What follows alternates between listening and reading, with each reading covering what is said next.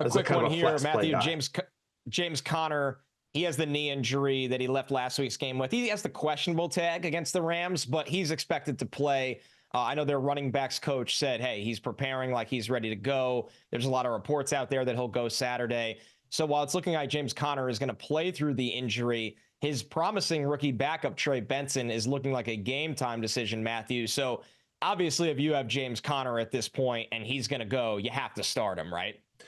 Yeah, I mean, they've been eliminated from the playoffs, and Conner has dealt with so many injuries throughout his career. It's a little surprising on a short week that he's going to go. Having said that, that may be the reason why, because Conner has never made it through a full NFL season in his career. And so there may be a point where Conner's just like, I want to prove that I can stay healthy. And so if for some reason he is ruled out, and Trey Benson is as well, it'll be Michael Carter and DJ Dallas that'll be going against the Rams here. I can't, again, boy, you'd have to be desperate, but I prefer Carter, again, if Conner and Benson are both out of this game. But signs right now, at least, are pointing towards Conner lacing it up. And I do think, as we've talked about, if he's active, you're probably starting him and hoping. Pat, on the Colts side of things, Anthony Richardson didn't practice on Thursday, both back and foot injuries.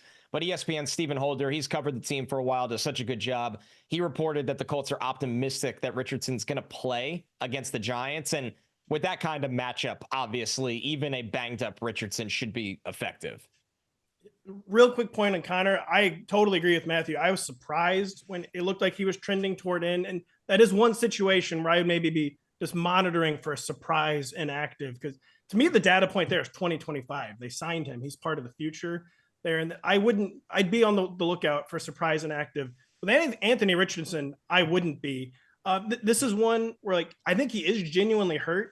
But I think the Colts are going to push the issue here because I don't think Anthony Richardson is necessarily locked into a third year of evaluation in 2025. And they're going to want him to get every single rep he can for these final 2 weeks. And you know what? I also think they might want to see how he plays hurt. He's missed so much time. He's banged up a lot. He has a skill set that might get banged up a lot. And you don't normally want to play like your young franchise quarterback when he's at less than 100%. But I frankly think they might want to see how he can push through his injury issue. So I think unless he can barely walk, I'm very confident in Anthony Richardson being out there. And if Anthony Richardson's out there against the Giants, I mean, the floor is so scarily low. You just have no choice but to get him out there. Again, a team that is as collapsed as any in recent memory. And the rushing floor has just been so high. The ceiling has been attainable for Anthony Richardson. So I think they want to see how he responds hurt. They want to see all the reps they can from him. And I think Anthony Richardson will be out there.